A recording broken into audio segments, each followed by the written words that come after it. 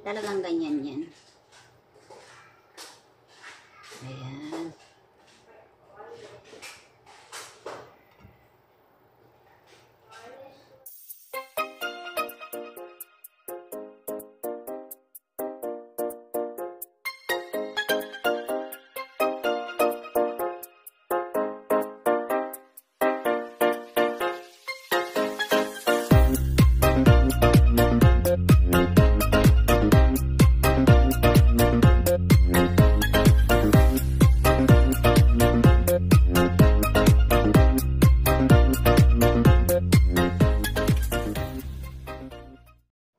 Hello guys! Mamel Vlog is here again. Good morning sa ating lahat. Good afternoon naman sa inyo, kung saan man kayo sa sulok ng mundo. Kung bago pa lang kayo sa ating YouTube channel, please subscribe, like, and click the bell button para lagi kayong ma-update kung meron itong bagong videos ni-upload. So ngayon guys, magluluto tayo ng Mexican rice. It's my first time to cook this one. This kind of rice. So, hindi ko alam kung makuha ko yung perfect na pagkaluto nung napanood ko na video kasi gusto nila yung may side dish daw na Mexican rice kasi taco ang lulutuin ko na pang dinner mamaya. Gusto nila yung Mexican rice. So, nag-search ako sa YouTube. Yun ang sinundan ko. Tiningnan ko lang kung yung way ng pagluto niya and then yung mga ingredients niya. Tapos, nood din ako sa ibang mga videos na Mexican rice. So, pinaghalo ko na yung ingredients nila. So, samahan nyo ko guys para makita nyo kung paano ko magluto ng Mexican rice by Mama Mel. Let's go! Meron tayo ditong 2 cups na jasmine rice guys. Pero kung meron kayong basmati rice, pwede nyong gamitin yun. Ito ay nahugasan ko na and then i-drain ko na din yung tubig. Meron din tayo ditong 4 cups na boiled water. Ilagay natin yung ating 2 cubes. Pwede kayong gumamit ng chicken cubes or beef cubes kung ano ang meron sa inyo. Pang flavor lang sa ating rice. Yung mainit na tubig guys ang ginamit ko para mas madaling matunaw ang ating beef cubes. Pinakuluan ko yung tubig, tapos ilagay natin ito dito sa loob para matunaw. So, meron din tayo ditong 3 plum tomatoes, chopped into cubes na maliliit na ganyan. And then, tinanggal ko yung core and seeds niya. Meron tayong ditong isang chopped onions. Onion. Ito, gumamit ako ng, ng taco sauce. Optional lang ito guys. Pwede kayong maggamit ng tomato sauce kung meron kayong tomato sauce. And ito naman yung ating green peas. Dahil wala kaming carrot, hindi ko na siya lalagyan. Pero kung meron kayong carrot, pwede nyo siyang lagyan. I-chop nyo ng cubes. Cubes ang cut ng iyong carrot. Pero wala kami. So ito na lang gagamitin ko. And meron ako ditong 6 cloves na garlic.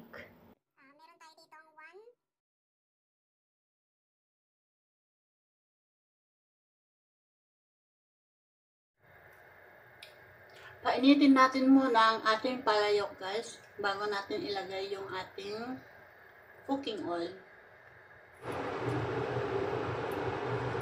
Ngayon, mainit na ang ating palayok. Lagyan natin ng cooking oil. Okay.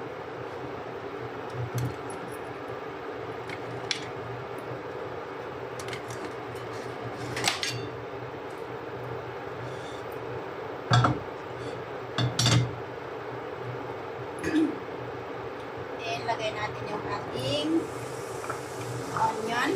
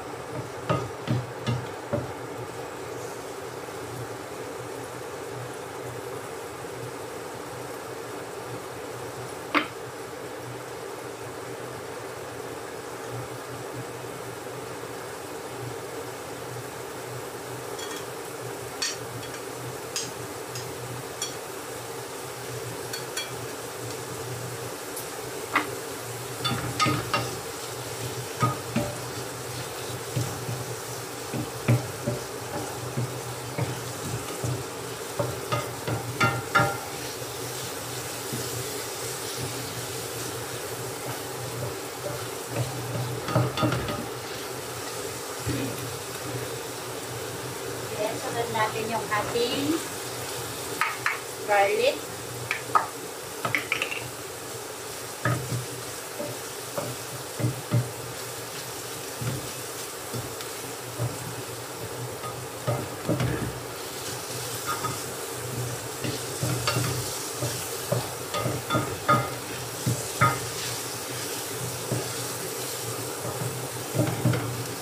Then, lagay na natin yung ating tomatoes.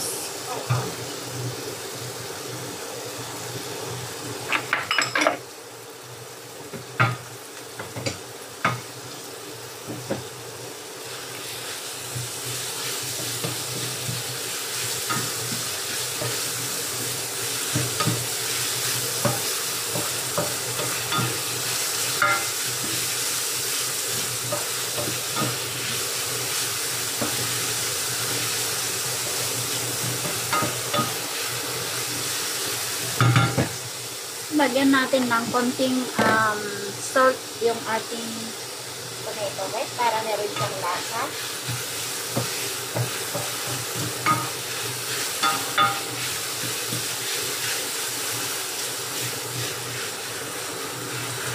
First time kong magluto ng ganito, guys, kaya pinaghalo-halo ko yung mga videos na napanood ko. See how kung anong resulta pagluto ng ating rice, pagkaluto ng ating rice.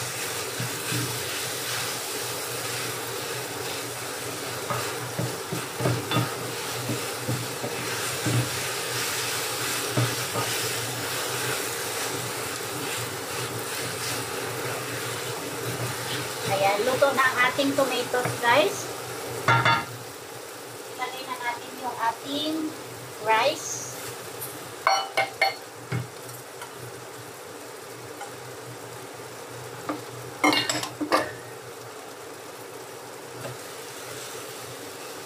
Dahan-dahan lang ang paghalo, guys, para hindi mag-crack ba yun ang tawag doon yung ating rice.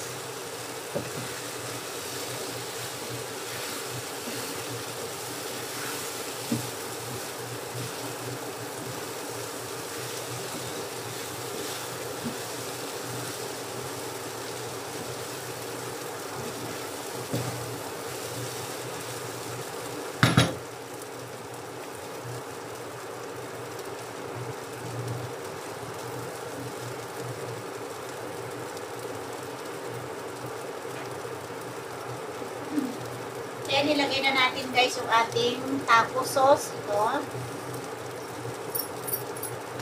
Optional lang ito, guys. Kung meron kayo, it's okay.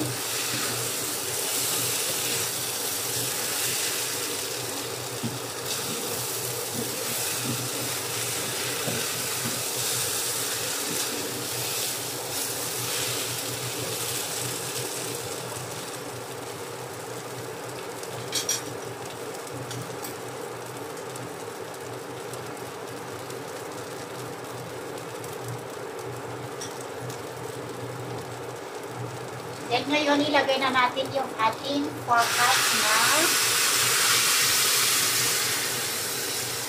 beef cubes, beef broth.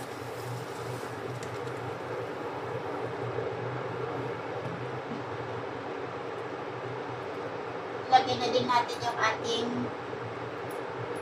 peas, onion powder, white powder, pepper, white pepper, cumin. So, haluin natin.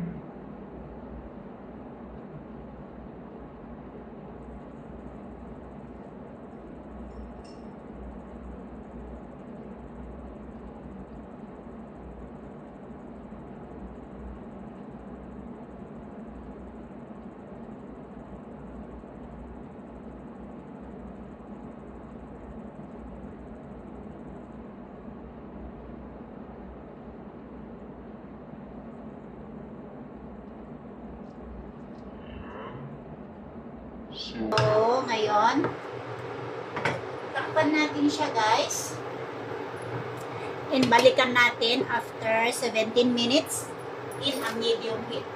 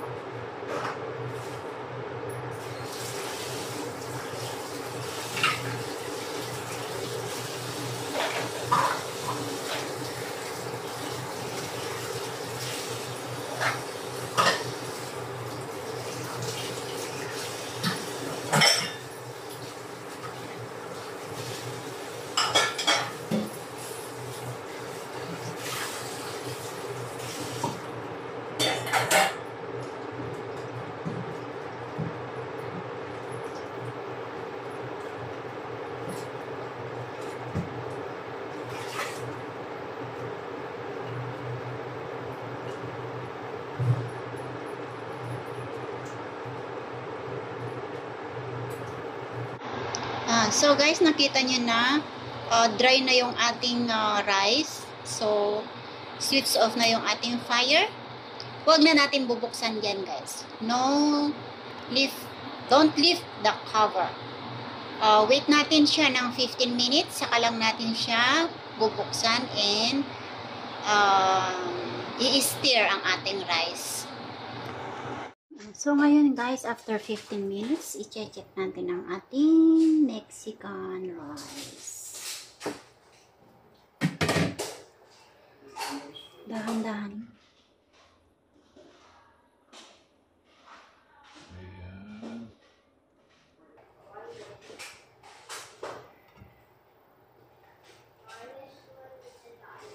Tanggalin na natin yung ano.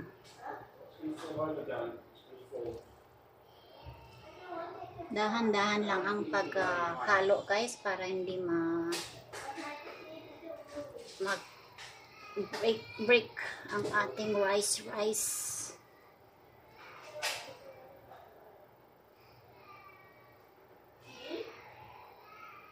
Can we try?